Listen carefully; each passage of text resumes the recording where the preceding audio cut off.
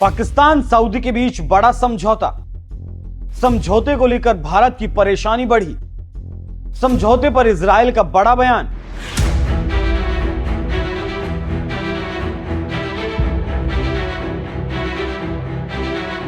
कहा जाता है कि अगर आपका पड़ोसी अच्छा हो और मददगार हो या आपके साथ बर्ताव अच्छा रखता हो तो आप अपनी जिंदगी की आधी जंग जीत जाते हैं। लेकिन भारत के दो पड़ोसी भारत को हमेशा पीछे धकेलने की बात करते रहते हैं, जिसका नतीजा यह है कि हमेशा जंग के आसार नजर आते हैं। अभी एक जंग खत्म हुआ है, जिसके बाद माहौल थोड़ा सा टेंशन में है और पाकिस्तान अपनी तरफ से वो हर काम कर रहा है जिससे भारत को नुकसान और पाकिस्तान को फायदा हो सके। आपको पता होगा कि इसी हफ्ते सऊदी अरब और पाकिस्तान ने एक ऐतिहासिक रक्षा समझौता किया, जिसको लेकर भारत में काफी हल्ला है और सभी थिंकर कह रहे हैं कि यह भारत को नुकसान पहुंचा सकता है। इस समझौते में एक क्लॉज है जिसमें कहा गया अगर कोई दुश्मन एक देश पर हमला करता है तो यह हमला दूसरे देश पर भी माना जाएगा। दक्षिण एशिया मामलों के एक्सपर्ट माइकल कुगलमैन की माने तो सऊदी अरब पाकिस्तान रक्षा समझौते का गेम चेंजर बताया है। समझौते पर विचार करते हुए कुगलमैन ने कहा कि भारत के सऊदी अरब के साथ बेहद करीबी रिश्ते हैं। कुगलमैन ने साफ कहा कि यह समझौता सऊदी अरब और भारत के संबंधों को नुकसान नहीं पहुंचाएगा। एएनआई से बातचीत में कुगलमैन कहते हैं कि आतंकवाद की चिंताओं और पिछले उदाहरणों के कारण यह सऊदी अरब और पाकिस्तान के बीच एक पारस्परिक रक्षा समझौता है। सऊदी अरब के भारत के साथ मजबूत संबंध है। ये इन समझौतों को सऊदी भारत संबंधों के आड़े नहीं आने देगा। तो आप समझ सकते हैं कैसे विशेषज्ञ अपनी बात रख रहे हैं और कह रहे हैं कि भारत को टेंशन नहीं लेनी चाहिए। दूसरी तरफ भारत के थिंकरों की माने तो ये वैसा ही है जैसे गरीब की अमीर से दोस्ती, एक अमीर की भिखमंगे से दोस्ती, क्योंकि दोस्ती हमेशा बराबर वालों से होनी चाहिए। कहां पाकिस्तान नंगा देश और कहां सऊदी अरब। आप जानते हैं कि दोस्ती अगर बराबर है तो ज्यादा अच्छा होता है। अगर आपको अपने से अमीर या अपने से गरीब से दोस्ती करते हैं तो उस दोस्ती को आप निभा नहीं पाते। इस तरह की दोस्ती एक किस्म का नाप तोल हमेशा होता है और हमेशा शंका बनी रहती है कि कब क्या हो जाए। और इस दोस्ती में आप चाहे कितनी भी कोशिश कर लें, आदमी की हैसियत दोस्ती के बीच में जरूर आ जाती है। और जो सऊदी अरब और पाकिस्तान के बीच हुई है वो इसी बात को दर्शाती है।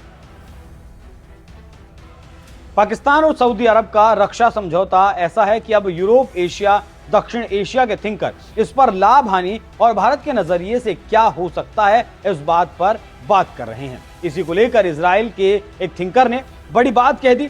यरूशलेम पोस्ट में इजरायली शोधकर्ता गोयल गुंजास्की का एक लेख छपा है, जिसमें उन्होंने पाकिस्तान सऊदी डील की बात पर अपने विचार रखे। योएल ने अपने लेख में लिखा, पाक सऊदी समझौते की कुछ सीमा है, खासतौर पर इसे इजराइल या भारत के खिलाफ शत्रुतापूर्ण डील की तरह नहीं देखा जाना चाहिए, क्योंकि आप जानते हैं कि भारत पाकिस्तान के साथ 1965, 1971, 1999 में सऊदी अरब ने पाकिस्तान की वित्तीय और कूटनीतिक मदद की। किसी भी मौके पर सऊदी ने भारत के विरुद्ध सैन्य कार्रवाई नहीं की।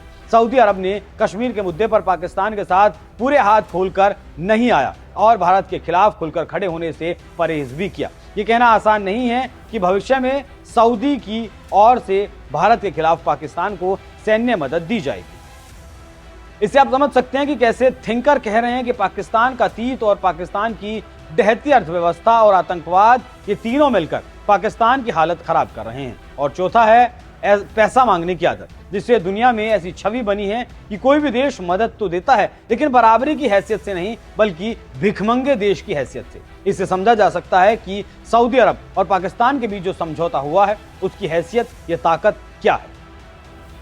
इस समझौते और डील को लेकर गुंजास्की और दूसरे थिंकरों का मानना है कि भारत के लिए सऊदी पाकिस्तान रक्षा समझौता रणनीतिक और प्रतीकात्मक चुनौती पेश करता है, खासतौर से समझौते का सामूहिक रक्षा, क्योंकि अभी हालात सामान्य हैं लेकिन भविष्य में क्या हो जाए कोई नहीं जानता। कि पिछले 10 साल पहले समझौता हुआ कि पाकिस्तान पर हमला सऊदी अरब पर हमला माना जाएगा और यही सोच भारत की पाकिस्तान के खिलाफ कार्रवाई की स्वतंत्रता को कम कर सकती है। भारत और सऊदी अरब के संबंध हालिया सालों में लगातार बेहतर हुए हैं, खासतौर से 2016 के बाद से दोनों देश काफी ज्यादा करीब आए हैं, जब रियाद ने पीएम मोदी को अपना सर्वोच्च नागरिक सम्मान प्रदान किया। साल 2024-25 में भारत और सऊदी अरब के बीच द्विपक्षीय व्यापार 41.88 अरब अमेरिकी डॉलर तक पहुंच गया। तो इससे आप ये कह सकते हैं कि हम यहाँ पर पीएम मोदी का भाषण सुनवाते हैं। Your royal highness Mohammed bin Salman bin Abdul Aziz Al Saud सदेकी, मरहबा बिकुम फिल हिंद। फ्रेंड्स, भारत में उनके पहले राजकीय दौरे पर रॉयल हाइनेस और उनके डेलीगेशन का स्वागत करते हुए मुझे बहुत खुशी हो रही है। भारत और सऊदी अरब के आर्थिक, सामाजिक और सांस्कृतिक संबंध सदियों पुराने हैं और यह सदैव सौहार्दपूर्ण और मैत्रीपूर्ण रहे हैं। हमारे लोगों के बीच के घनिष्ठ और निकट संपर्क हमारे देशों के लिए एक सजीव सेतु यानी लिविंग ब्रिज है।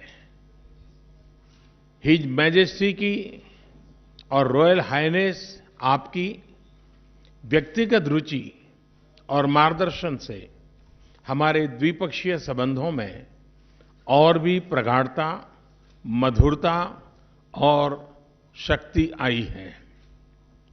आज 21वीं सदी में सऊदी अरब भारत के सबसे मूल्यवान स्ट्रैटेजिक पार्टनर्स में है।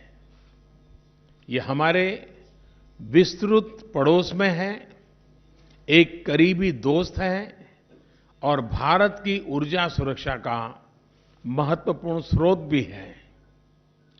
2016 में सऊदी अरब की मेरी यात्रा के दौरान हमने अपने संबंधों को विशेष रूप से ऊर्जा और सुरक्षा के क्षेत्रों में कई नए आयाम दिए थे। आपसे अर्जेंटीना में 2 माह पहले हुई मुलाकात के परिणाम स्वरूप सुरक्षा, व्यापार और निवेश के क्षेत्रों में हमारी स्ट्रैटेजिक पार्टनरशिप के सार ने नया विस्तार लिया है। मुझे खुशी है कि आपके सुझाव की रूपरेखा के अनुसार हम द्विवार्षिक शिखर सम्मेलन और स्ट्रैटेजिक पार्टनरशिप काउंसिल की स्थापना के लिए सहमत हुए हैं। इनसे हमारे संबंधों को मजबूती, गति और प्रगति का लाभ मिलेगा।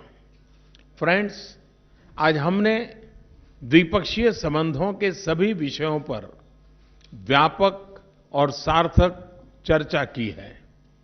हमने अपने आर्थिक सहयोग को नई ऊंचाइयों पर ले जाने का निश्चय किया है।